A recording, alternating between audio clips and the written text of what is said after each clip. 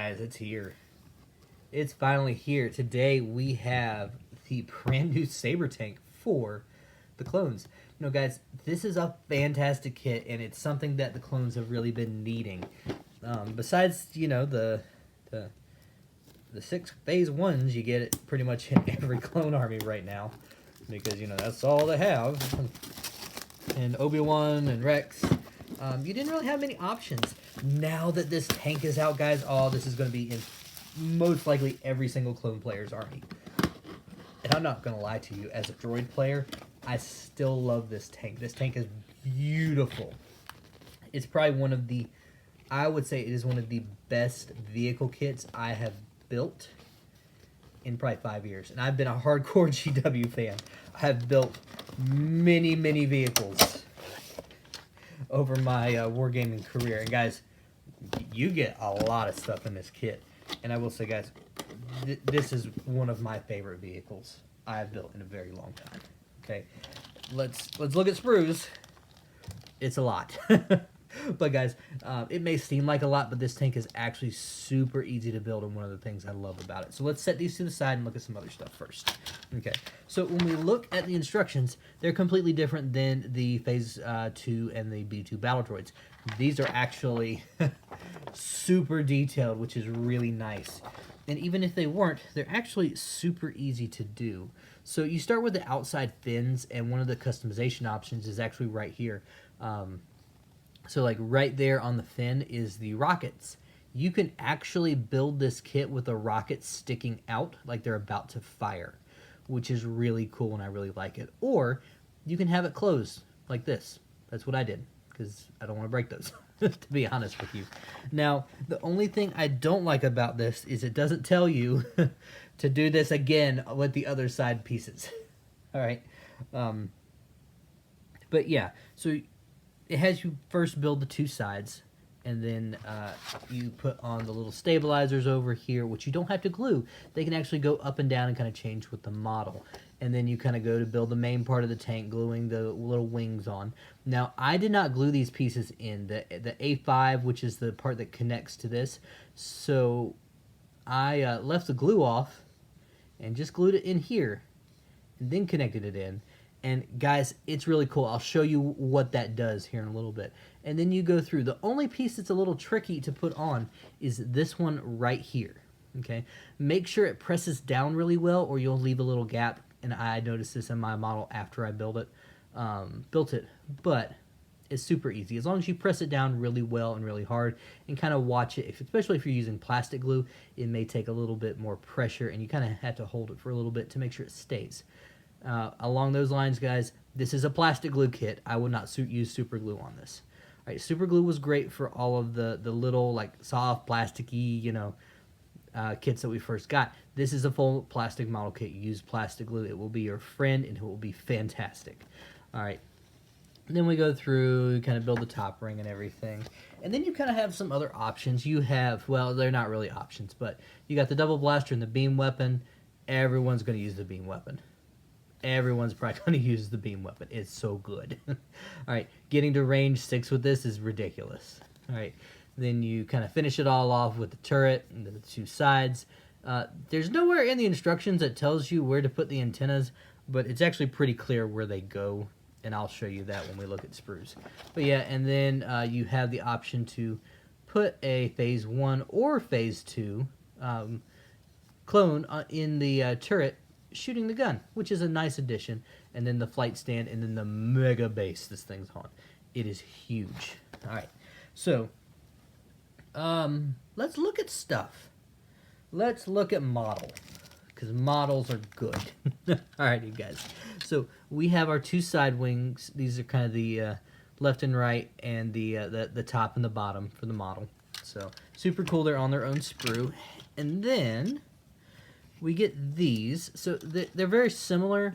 These are different portions. These go on the wings themselves, and then these go on the wings too, and so does this, and so do these. But these three pieces are for the main body of the tank.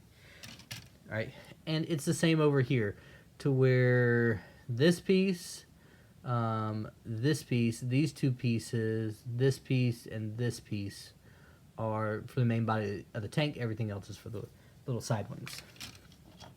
This is all guns and little bitty missiles.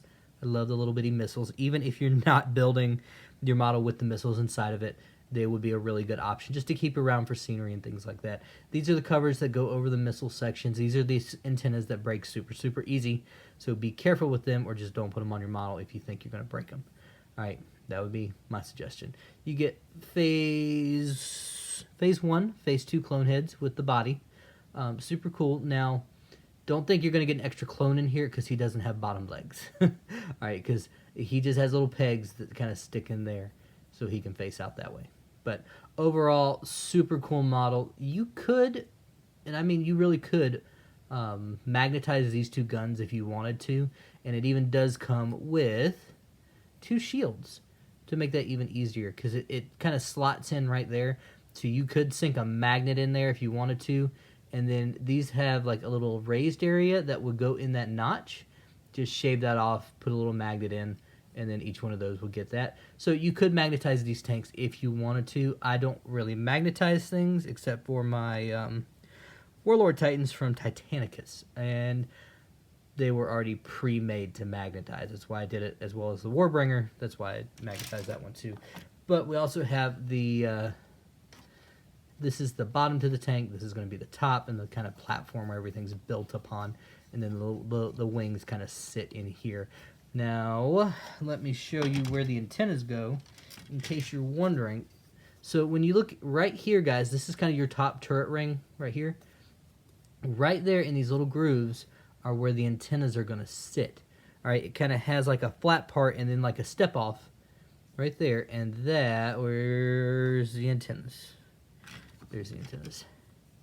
All right, that's what this little section is here. If you look at it, it's got a section that kind of drops off there too.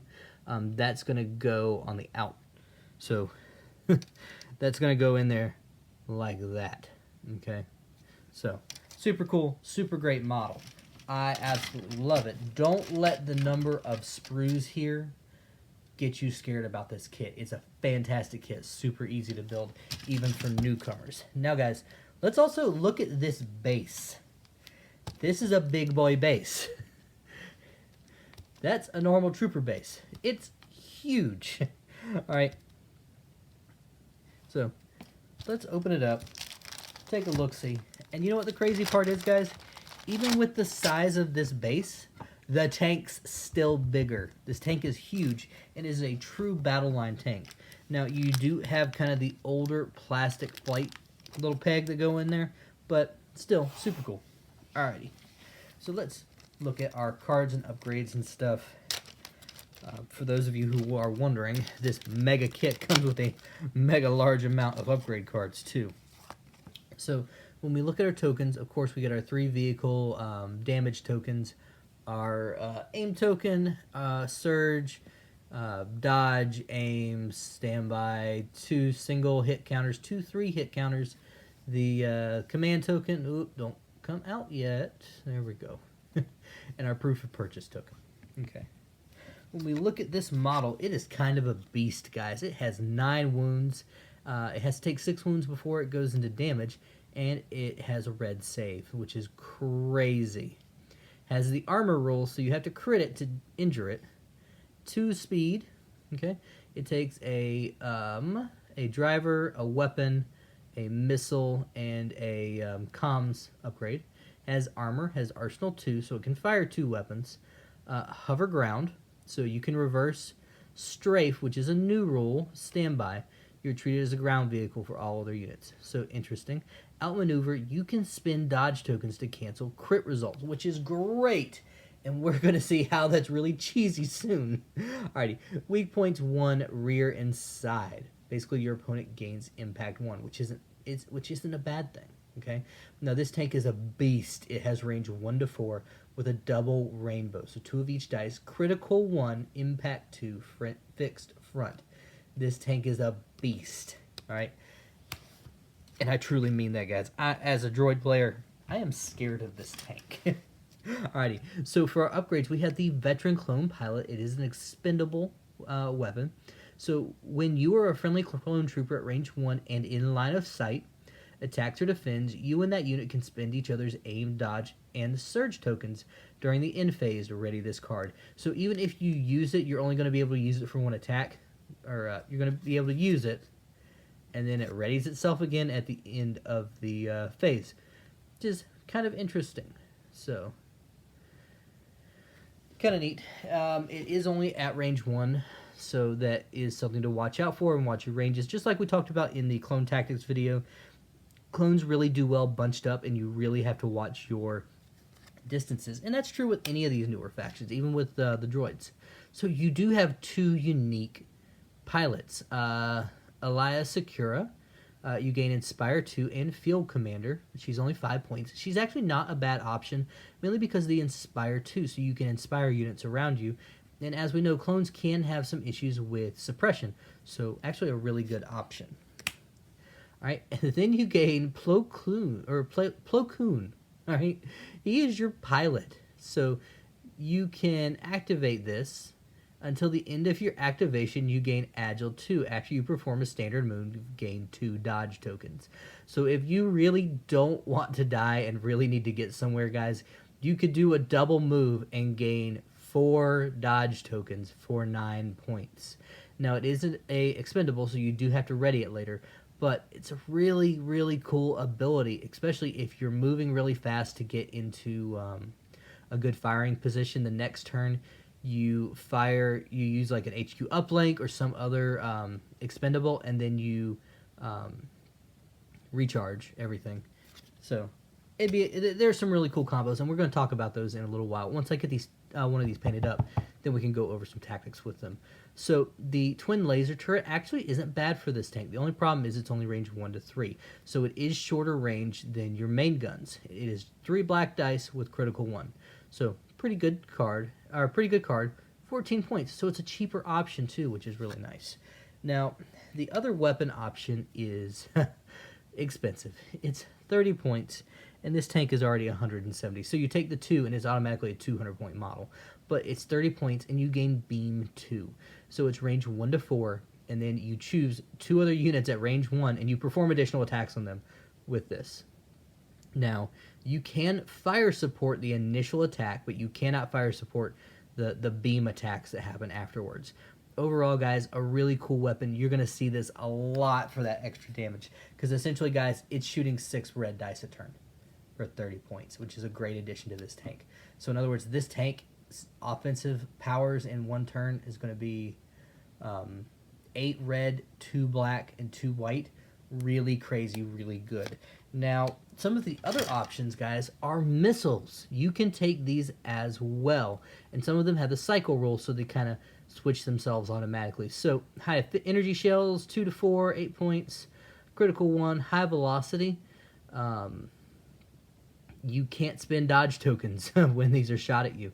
So these actually aren't bad, especially if you're shooting at a vehicle or at a like Tauntauns. You shoot this with the main gun, and it's going to hurt real bad because they can't spin those dodges, which is really good. And probably this is probably going to be the shell I take, depending on what I know I'm going up against. Armor pin, these are going to be really crazy. You get 2 blacks, a red, range 2 to 3, cycle, fixed front, impact 3, craziness. All right, so this thing has impact 5 with these. That's a dead anything, any vehicle, like 2 shots, and you're pretty much going to die. All right, especially like ATRTs. All right, the Bunker Buster shells, which give you blast, cycle, fixed front, and scatter, so you can move things around. It's a really short range, though, of 1-2. So I don't think this is going to be used. It's also the most expensive option at 12. I still really like the high energy shells the most out of all 3. Then you get Link Targeting Array, which I think this is actually a really good option for the tank, as well as HQ Uplink. Now, the droid tanks, this is going to be like a mainstay, is the HQ Uplink. But I think in clones, you're really going to see the Link Targeting Array a lot more. So, super cool, guys. Now, let's do what I think y'all all want to see. Do you want to see it? Do you want me to clean up faster so you can see it? Yes? Okay. Here he is. the Saber Tank, guys. This thing is huge and takes up a ton of the base. Now, and I do apologize, I just super glued the peg into the base and it's still kind of drying a little bit. But guys, this thing is crazy detailed. I love it. Now, remember when I told you not to glue these wings in place? Alright, they still move even after. So guys, when it's up in the air, it will kind of like self-level these down, and then when you just put it on the ground, it just kind of sits there with these level, and you could use it as terrain after this if you really wanted to. Like if you made a shipyard and had like 3 of these sitting in a row, it'd be super cool looking. And super sweet. I put the beam weapon on this one. I'm probably going to build one more with a beam weapon and one more with the double blasters, so my clones will have 3 that they can choose from. Maybe I might even get 3 more, because guys, as you know, I have the 501st and the 212th, because they're my 2 favorites. Unless the Bad Batch come out, then they will be my new favorites. Alrighty, but they're each going to get 3 of these, mainly because I like playing bigger games using the grand army rules. So yeah, super cool, love it. Overall, fantastic kit, guys. I will say, watch out for this. You can see mine has a little gap right there. When you glue this front piece in, make sure you press it down really hard and really watch it while it's drying to make sure it doesn't pop out a little bit. But if it does happen, just get a little green or liquid green stuff and you can fix that pretty easy. Okay. Alrighty, guys. So this has been Queen City Gaming. Thank you for sticking around. We are signing out, folks. Hey guys, I hope you enjoyed that video. Thank you so much for watching today. Remember to come on back, guys, for Mo Tactical Monday, where we go over book reviews, tactics, recent tournaments. Then we also have Whatever Wednesday, where I post whatever I want. Alright, and Saturday is Sigmar Saturday, where we post videos about the Age of Sigmar and the wonderful game that it is. Thank you so much for watching, guys. Please like, share, comment, and subscribe, and stay tuned for some more great videos. Queen City Gaming, signing out.